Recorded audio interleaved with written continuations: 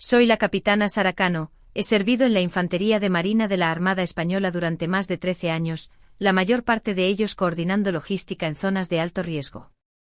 Si alguna vez te has preguntado cómo llegan los blindados al desierto correcto o cómo aparecen suministros médicos al otro lado del mundo, probablemente era yo quien estaba detrás de una pantalla poniendo orden en el caos. No llegué aquí por suerte, llegué gracias al control, sabiendo lo que dice cada expediente, lo que exige cada cronograma y que puedo esperar del mundo. Por eso, cuando el teléfono de mi despacho sonó una sola vez y una voz tranquila dijo ser un abogado que representaba al general Arturo Garrido, no entendí las palabras que siguieron: se está muriendo y quiere verla. Me quedé mirando la pantalla brillante frente a mí, olvidando el manifiesto de suministros, mientras la base afuera seguía en movimiento. Los ejercicios de instrucción resonaban débilmente a través del cristal, las impresoras zumbaban y los teclados de mis oficiales subalternos repiqueteaban, pero por dentro todo se había detenido. Le pedí que repitiera lo que había dicho y lo hizo palabra por palabra, como si leyera un guión, diciendo que el general Arturo Garrido solicitaba verme antes de morir. Le pregunté a quién creía que estaba llamando y dijo mi nombre, rango completo y todo sin dudar, y luego añadió algo más, dijo que el general sabía que yo lo negaría al principio, y fue entonces cuando el silencio dentro de mí cambió. He constado como huérfana en los registros desde que tenía 4 años, el expediente dice que mis padres murieron en un accidente de tráfico cerca de la base naval de Rota, crecí bajo la tutela del Estado, pasando de un centro de acogida a otro hasta que me alisté. Nadie apareció nunca para reclamarme, sin medallas, sin legado, sin familia, solo el cuerpo de marines. Le dije al abogado que se había equivocado de persona, pero no discutió, solo me dio un número y dijo que si cambiaba de opinión, el tiempo apremiaba. La llamada terminó como si nunca hubiera ocurrido, me quedé sentada con la mano aún en el auricular, incapaz de moverme en mi oficina fría y funcional, con diplomas enmarcados, una pizarra blanca cubierta de iniciales e imanes de colores y una foto de mi equipo en Afganistán, nada personal, nada sentimental, esa era la regla, manténlo limpio, manténlo profesional. Pero algo en la forma en que dijo mi nombre persistía, no el rango, sino el apellido Cano, que me fue dado por el Estado. Nadie lo había dicho nunca así, suave al final, como alguien que solía decirlo hace mucho tiempo. Esa noche no pude dormir, me serví café solo y me senté en mi salón, mirando el único objeto que nunca desempaquetaba después de un despliegue, una caja metálica de mi infancia que me había seguido por cada barracón y cada alojamiento de la base. Nunca la abría, no quería hacerlo hasta ahora. La verdad es que no creo en fantasmas, pero esa llamada se sintió como uno, no del tipo que te asusta, sino del tipo que sabe dónde encontrarte y, lo que es peor, del tipo que recuerda. Pedí permiso a la mañana siguiente con la excusa de una revisión médica y nadie lo cuestionó. Eso es lo bueno de ser capitana, aprendes a excusarte limpiamente, pero por dentro no estaba tranquila, seguía pensando en esa voz, ese nombre y esa frase imposible. De vuelta en mi piso, abrí un archivo que no había tocado en años. Contenía los escasos registros que recibí al salir del sistema de acogida al cumplir la mayoría de edad, la mayoría eran fechas genéricas, traslados y escolarizaciones. Pero al escanear las páginas de nuevo, algo no encajaba, el informe policial sobre el supuesto accidente de coche carecía de detalles clave, la ubicación exacta, el agente que respondió, incluso la marca del vehículo. Solo una línea mecanografiada que decía: accidente fatal, sin supervivientes, padres presuntamente muertos. Presuntamente esa palabra no me había llamado la atención antes, pero ahora quemaba. Saqué un viejo sobre Manila que el orfanato me había enviado hace años, dentro había unos cuantos dibujos infantiles, una foto que siempre había ignorado y un papel doblado. La foto mostraba a una mujer y un hombre uniformados de pie junto a una niña pequeña cerca de un todoterreno militar aparcado. Siempre había asumido que era basura de alguna caja de donaciones, no mía. Pero la niña tenía mi mismo pelo y la misma forma de entornar los ojos al sol.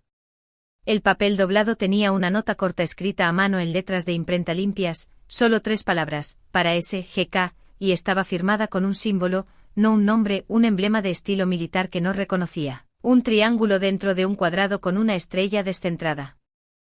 Había visto ese símbolo años atrás en una caja de suministros en una misión en el extranjero, no era estándar, era de una de las unidades de operaciones especiales, de las que nadie habla nunca. Recordé haberle preguntado a un sargento al respecto y él simplemente negó con la cabeza y dijo: no preguntes.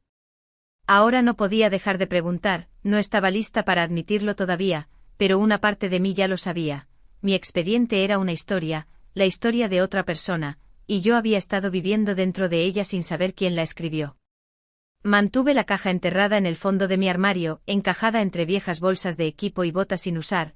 Era de metal verde oliva estándar militar, no la había tocado en años, quizás desde mi primer destino. Me había seguido a través de cambios de destino y misiones, no porque la necesitara, sino porque no podía tirarla. Cuando abrí la tapa, las bisagras gimieron y dentro todo olía levemente a papel y polvo. No había muchos artículos, una cinta con bordes deshilachados, un calcetín diminuto que solía pensar que pertenecía a otra persona y anidado bajo un paño doblado. Un collar de plata opaco por el tiempo con forma de chapa de identificación pero no exactamente reglamentaria, tenía una pequeña insignia, no una que pudiera ubicar exactamente pero claramente diseñada con intención. Debajo había una foto curvada en los bordes, un hombre uniformado sostenía a un bebé, su rostro no estaba completamente en el encuadre, pero la forma en que sostenía a la niña era inconfundible, como algo frágil, como algo irreemplazable. El bebé tenía el cabello oscuro, los ojos entrecerrados y su mano cerrada en un puño apretado alrededor del borde del cuello de su camisa. Se me oprimió el pecho, no era solo que pudiera ser yo, era como sabía que lo era. El collar estaba cálido por la caja, como si hubiera estado esperando, y me senté en el suelo sin darme cuenta. La alfombra rascaba mis pies descalzos, anclándome en el presente incluso mientras todo lo demás tiraba hacia atrás. Esto no era algo que pudieras archivar o procesar mediante una lista de control, no tenía sentido en informes ni en órdenes, se sentía como un recuerdo que no sabía que tenía emergiendo sin permiso. Cerré la caja pero dejé fuera la foto y el collar, los puse uno al lado del otro sobre la mesa y los miré como piezas de un rompecabezas de un juego que nunca me habían dado. Una parte de mí quería volver a meterlos y olvidar, pero una parte más profunda, la que sabía seguir las pruebas, susurró que esto no era casualidad, esto era personal. La finca se alzaba tras unas puertas de hierro y un largo camino de grava, con las ventanas cerradas contra la luz de la tarde, parecía menos un hogar y más un monumento, columnas blancas, leones de piedra. Una bandera a media hasta meciéndose en el aire inmóvil, la clase de lugar construido no solo para vivir en él, sino para ser recordado. No esperaba sentir nada al caminar por allí, pero algo en el silencio me oprimía como si las paredes cargaran recuerdos demasiado pesados para el sonido. El abogado me recibió en la puerta y asintió, diciendo muy poco. Nos movimos por pasillos revestidos de madera oscura y suelos pulidos, el aire fresco y con un leve olor a papel viejo.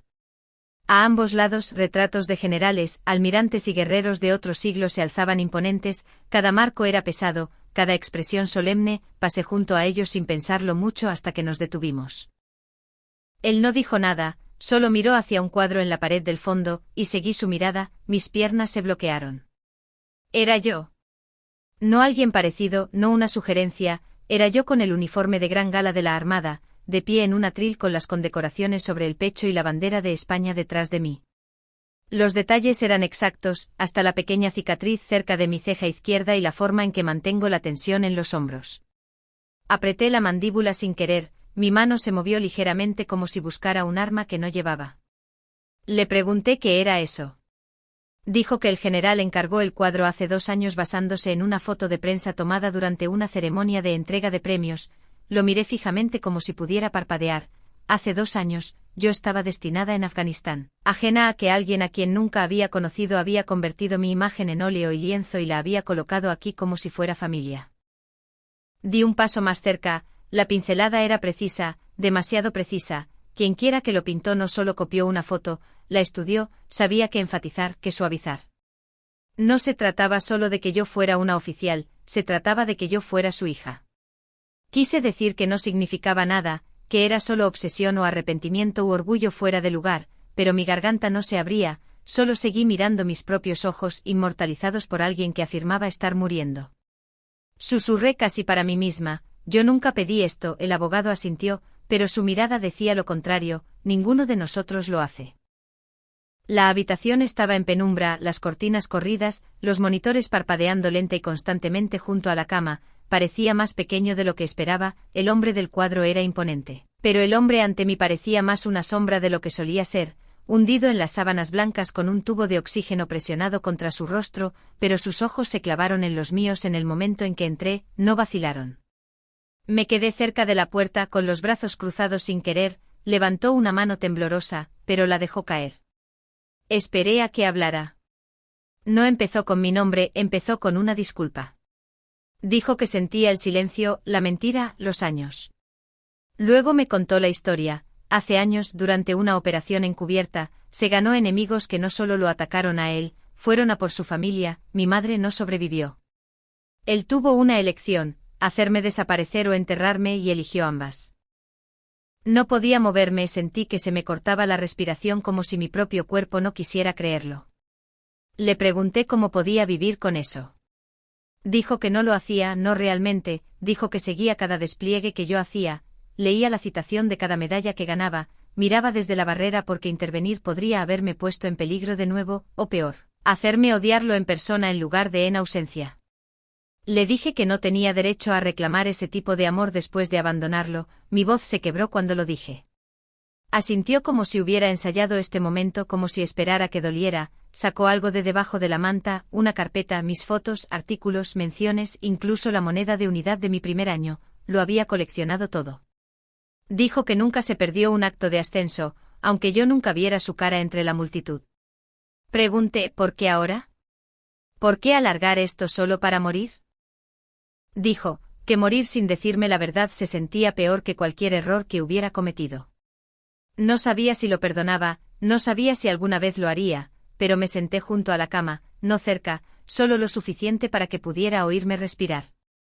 Extendió la mano una vez más, esta vez dejé que sostuviera la mía, solo por un segundo, se sintió como aferrarse y dejar ir al mismo tiempo. La caja llegó 3 días después del funeral, era sencilla, sin marcas excepto por mi nombre impreso cuidadosamente en la parte superior. Dentro, bajo capas de papel de seda y viejas carpetas manila, había un estuche de terciopelo y un paquete de cartas atadas con una cinta verde descolorida. No abrí nada al principio, solo me quedé sentada con ella en el regazo, sintiendo el peso oscilar entre el dolor y algo más difícil de nombrar. Cuando finalmente desaté la cinta, el papel dentro estaba desgastado por el manejo, su letra cambió a lo largo de los años, las primeras eran rígidas, deliberadas, como si no estuviera seguro de cuánto decir. En una fechada el día que me alisté, escribió que sabía que yo sería más fuerte que cualquiera a mi alrededor, y odiaba no ser el quien lo dijera en voz alta.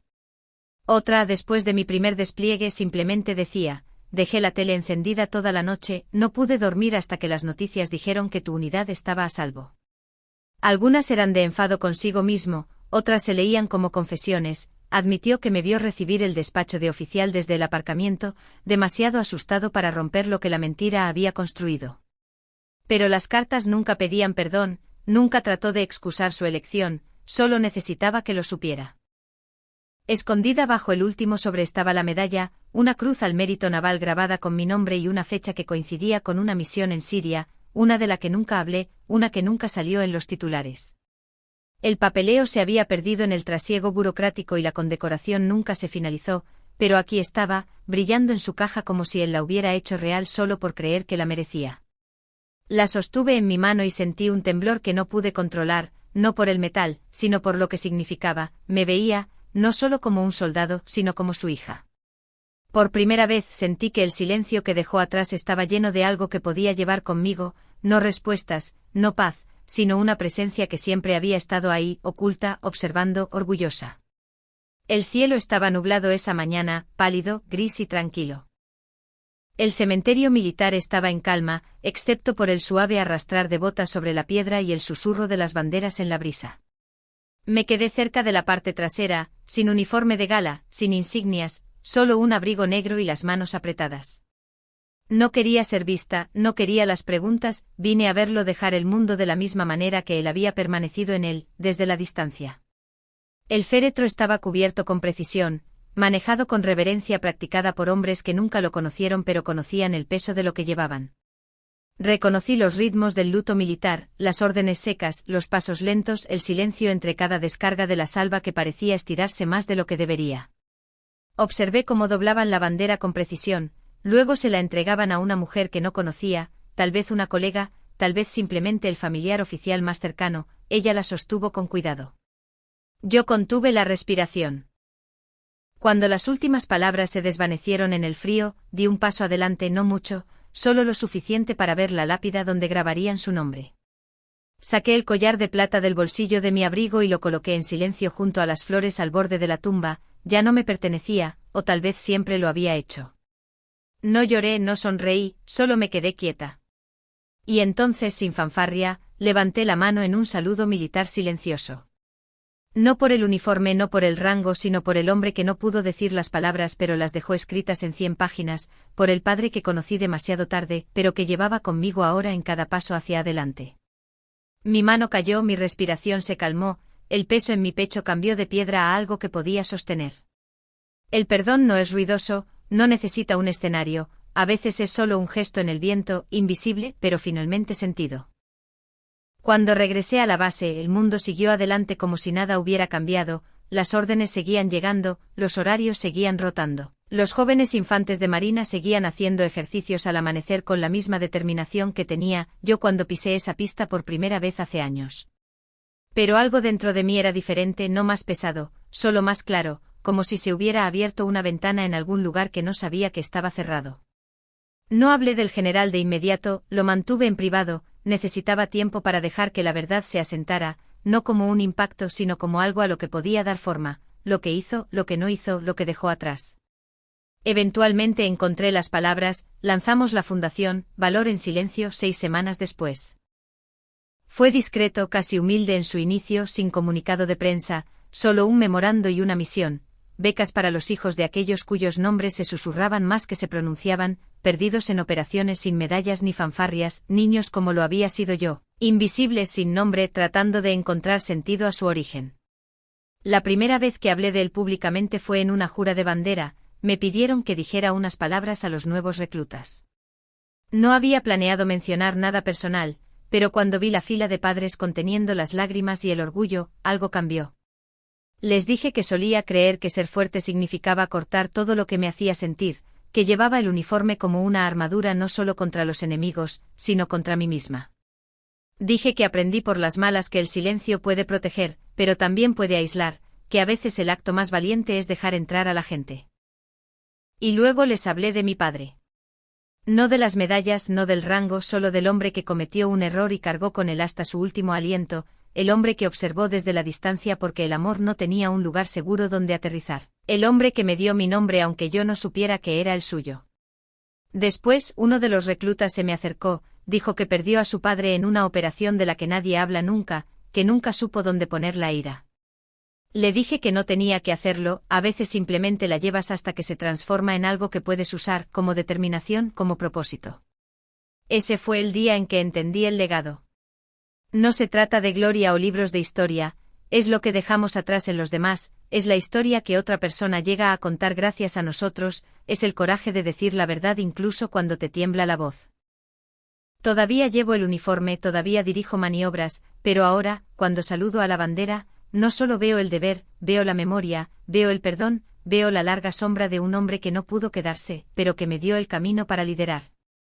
Y eso es lo que hago ahora, lidero no desde el frente sino desde la verdad.